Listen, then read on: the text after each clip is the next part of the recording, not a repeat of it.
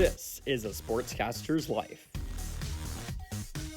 Hello everybody, welcome back. Here we go again, episode 3 of a Sportscaster's Life. Grant Dahlstrom back alongside you here, also known as Grant the Broadcaster on YouTube, of course. You can follow me on Twitter, at Grant Dahlstrom, and we're going at it again with another episode of a Sportscaster's Life, uploaded weekly here on YouTube, Wednesdays at 4 o'clock Central Time. Episode 3 of a Sportscaster's Life brings us to another important topic. I'm trying to knock out these important keys and the really basics of broadcasting here early on in the show. Again, as I've said at the start of every episode, still trying to build it up, still trying to look for more ways to expand, hopefully find some guests down the road. But right now, I'm still trying to put my identity out there, kind of share my advice that I've learned. Trying to put my advice that I have out there, and still go with my own story. And there's lots of aspiring sportscasters, lots of current broadcasters out there that this could be used for, whether they find it or not. I find this interesting to talk to. I'm sure there's people out there that find this interesting to listen to.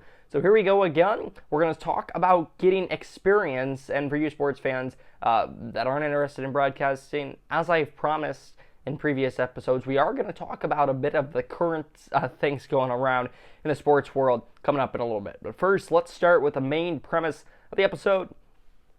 Broadcasting experience, getting the experience, getting started. Where do you get started?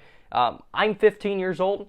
I have a job for the online platform, QC Sportsnet. I've had it for the last 2 years, and I do local high school basketball, football, and minor league hockey play-by-play.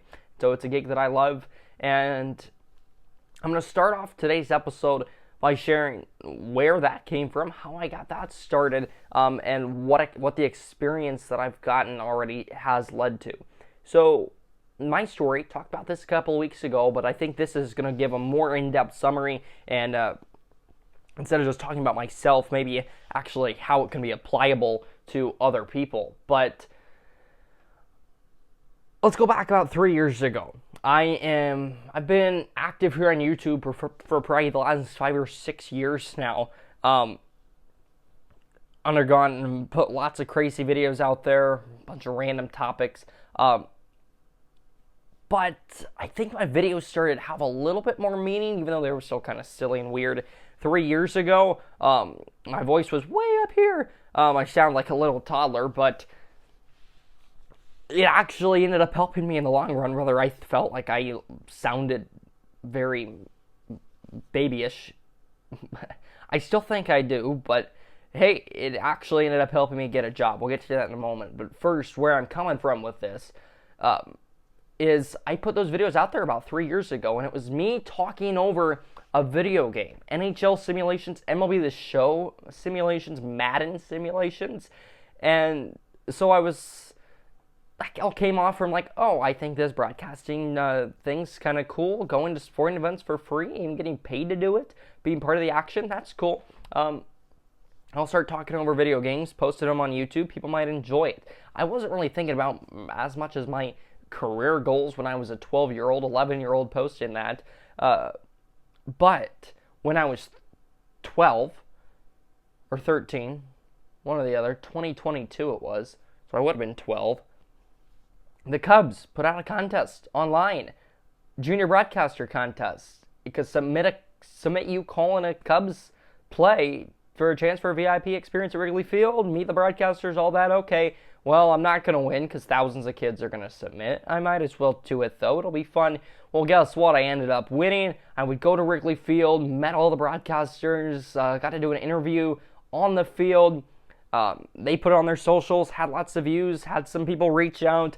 Some people would stem them back to my YouTube channel. So that was kind of what do you call it? Chain reaction, where I have this YouTube channel. It got me kind of interested in this. I'm going to try this. I want it. And some people would find my name out there, would lead them back to my channel. And it ended up leading my now current boss. And you could call him the owner of QCSportsnet.com. here, a local platform in the Quad Cities, the Illinois, Iowa area. And he saw that, and about a year and a half ago, when I was 13, he reached out to me if I wanted to do local high school football games for my own high school. Sure, I'll do it. Why not? And so I did it. 13-year-old, I'm going to get experience. I'm starting to find momentum with this. I'm starting to enjoy it. Heck, why wouldn't I get myself on the air a bit and continue to put myself out there? And this would look really good on my resume come when I'm graduated from college, and come in the future. And it's definitely still trending towards that. I did that football season. I then did basketball games in the winter, hockey games in the winter and spring, and this is year 2 now. Almost wrapped up with my second basketball and second hockey season, and it's been a great almost 2 years. People have been really nice to me. I've met a lot of people, had some great connections, and I'm just hoping with 15 years old, this kind of experience is only going to lead to bigger and better things for me in the years to come. So I'm growing my following here at Grant the Broadcaster on YouTube, growing my following at Grant Hallstrom on Twitter, trying to get myself out there. We talked about that last episode, 2 episodes ago, and we're talking about it episode 3. Put yourself out there. You never know who's going to see it and what it could lead to. So YouTube and the marquee thing for the Cubs really led me to the job, and that's what I credit it for, just having my name on the internet, just in the slightest bit. Somebody found it, somebody with a connection found it, somebody with a business that happens to revolve around what I was looking for found it, and he was gutsy enough to give me a job at 13 years old, and there you go. So that's how I got here. Now I'm going to continue to do these YouTube videos. I'm going to continue to post interesting things on Twitter. I'm going to continue to try to get myself out there in a positive way and connect with other people in this field. And it'll only help me, I feel, it'll only help me in the years to come. So that's where I'm coming from with this experience. That's why I feel like I'm kind of a valuable person to share this information. And I wrote down to share some advice, but I feel like I did a good job of going through that and the advice that I would have. So I don't really have much more to touch on there. Post something. Post anything. You never know what could happen. You never know who could run into it. And practice talking, practice communicating, practice being on air. For if you're an aspiring broadcaster, current broadcaster, I practice still at home when there's days where I don't have a game. And it just so happens that I do have a game in a couple of hours. But when I don't have a game, I love it so much that I'll still talk over video games. I don't post them on YouTube anymore. Sorry if you really liked that 3 or 4 years ago. Don't do that anymore. Kicking my tripod. Don't do that. I don't do that anymore. But I record it. I listen to it back. Listen to yourself back. Learn from yourself. Record yourself. Practice being on the air. Practice talking with a microphone in front of you. And I think that's a big advice. And post it occasionally. And you never know where it can lead you. And right now it's led me to a job that has paid me well at 15 years old. And something that is at least sustainable for the next couple of years as a high schooler. It's good to have a frequent paycheck every month. So somebody looking to go to college for this, somebody looking to go professionally for years and years to come for this, starting at 13, I think is only going to give me the edge. And it's a competitive field out there. This is where I'm starting, and this is where I'm starting. This is where I am right now. This is where I'm hoping it's going to lead me. So having a lot of blast doing it with a local platform, and it's really cool that I have hundreds of people listening to me every game night. But I'd love to be in the millions someday on a big broad network. So starting young, get that experience with a microphone in front of you. Put yourself out on the internet.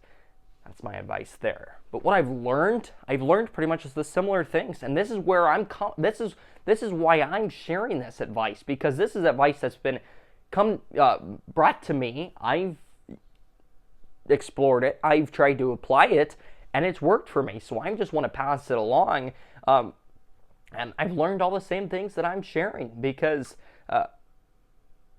I'm not perfect, of course, and I'm not going to act like a know-it-all at 15 years old because I'm definitely not the best broadcaster on the planet.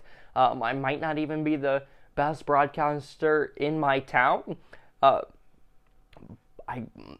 Not to be all braggy, I might be the best 15-year-old broadcaster in my town. I don't know of any other ones. But I'm all learning from other people, and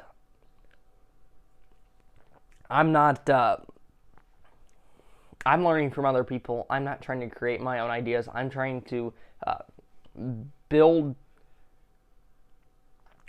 on what I've been told, build on it for myself so that it works for myself, and that I can find a way to sustain it for my own personal success. So that's what I feel like all about with experience. Learn from one person, you use it, you get that experience, and then you find success with it, and hopefully it'll lead to big things for you. It's already led to big things for me, and I'm having a blast doing it. So, experience in the sportscasting world. We know lots of broadcasters that have been getting experience here lately. Super Bowl, a couple weeks ago, we know that the Super Bowl, sports media. Sorry, I forgot to introduce this topic. So it's going to be kind of our sports media topic that we're going to talk about near the end of each episode, and kind of what's going on around the world of sports and interesting things around the media. So lots of success the last few weeks sports-wise. That's usually what the trends are during the winter. Super Bowl, about 130 so million people watched, 133 during the halftime show, 133 million during the halftime show. Most watched Super Bowl ever. Nearly half of America watched it. Crazy to think about. Super Bowl, indeed the big game. Tom Brady, Kevin Burkhardt, mixed reviews for their performance. The Fox scorebook, mixed reviews. Didn't affect how I enjoyed the game. Not a big Chiefs fan. I'm a Cowboys fan, so I'm opposed to the Eagles. Wasn't going to be happy no matter who won, but it was cool to see Saquon Barkley, Jalen Hurts able to win that and finally stop the Chiefs dynasty. But again, 130 or so million people watched that. That was a great number for Fox. That just wraps in all the money. You get the money from the commercials. You get the money from the viewership. That's how meaningful a Super Bowl can be all throughout the day, all throughout their coverage down in New Orleans. And it was a great day for Fox. It was a great day for the NFL. And especially a good day for the Eagles fans. There's been a more boost in ratings throughout the media field, throughout the broadcasting environment in the sports world. The last couple of weeks, we saw the WM Phoenix Open. I believe that final round averaged about 2 or 3 million viewers, which is a significant boost here in the early PGA Tour season. That was 50 times more than the live viewership on FS1 and FS2, which was about down to near 30,000. So if you're a big PGA Tour fan and kind of anti-live, I call myself more of that person.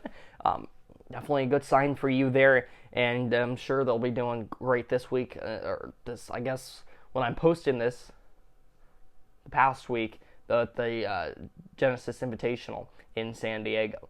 Going well for NFL, going well for golf. We've had some numbers in from the Four Nations, and I'm filming this on Friday. This isn't going to get uploaded till Wednesday. But the big USA-Canada game coming up tomorrow. ESPN, TNT doing those games. Four Nations has been really entertaining to watch through the first two nights. We saw Bob Schusen have the ESPN call last night for USA and Finland. For Canada and Sweden the other night, Brennan Burke for TNT with Darren Pang. One thing for ESPN that their broadcasting shakeup has having to do, Sean McDonough, he has not done a game since he did it on ESPN Radio, the college football final, so he's been out for a little bit. They've kind of mixed it up. Mike Monaco, one of my favorite broadcasters, young, up and coming. Definitely look up to him. Bob Schusen's great. He stepped into McDonough's shoes yesterday to do the game. So ESPN shaking up their NHL broadcasting lineup a bit. TNT, Brennan Burke, and Kenny Albert continue to be their top guys. Brennan Burke had that Four Nations call the other day. Bob Schusen yesterday. But the Four Nations, it's been super entertaining. Those viewership numbers, even in the U.S., were about 1.2 million average. In Canada, up to around 2 million average. So really good viewership there for the NHL and a big boost after a bit of a slow start to start the season. They're starting to see their numbers trend up a bit, and I love looking at these ratings. So I decided to make a segment here on this show. I think ratings are very interesting. How many people are watching what? I know that even Big Ten networks ratings have been up. Fox, CBS, lots of stations ratings have been up this year, especially during this winter time of year. People are just inside more around the country, so they'll flip on the TV, and that usually helps ratings. And I want to close this episode of the Sportscasters Life talking about something big for probably baseball. I'd say I'm most knowledgeable about the MLB as any other sports league. Spring training's back. That's a good sign. Pitchers, catchers, all players have reported about, and spring training gets underway in a couple of weeks, and opening day is just about a month away, so we'll look forward to that as well. But with that said, hopefully you enjoyed this episode of A Sportscaster's Life. Still trying to find my footing with this show, but I'm trying to get a layout. I'm starting to get a layout that I like. We're going to start with a big topic. We're going to start every episode with an important thing surrounding sportscasting, surrounding that world, some advice, some stories that I can share with you. Talk about that for a good chunk, but I'm still a huge sports fan, so I'm still going to refer to those ratings, to the overall sports news. And I'm not a guy to share that news. I'm a guy to talk about it, but also my main focus is to help aspiring broadcasters get myself on the internet and continue to learn, even in the middle of filming these episodes, always learning new things. So with that, thank you for watching episode 3 of A Sportscaster's Life. We hope you will join us next week for episode 4 right here on Grant the Broadcaster on YouTube. Go ahead and follow me at Grant Dahlstrom on X or Twitter. Again, thanks for watching. See you next week, Wednesday, 4 p.m. Central for episode 4. But for now, thanks for watching and goodbye. Thank you.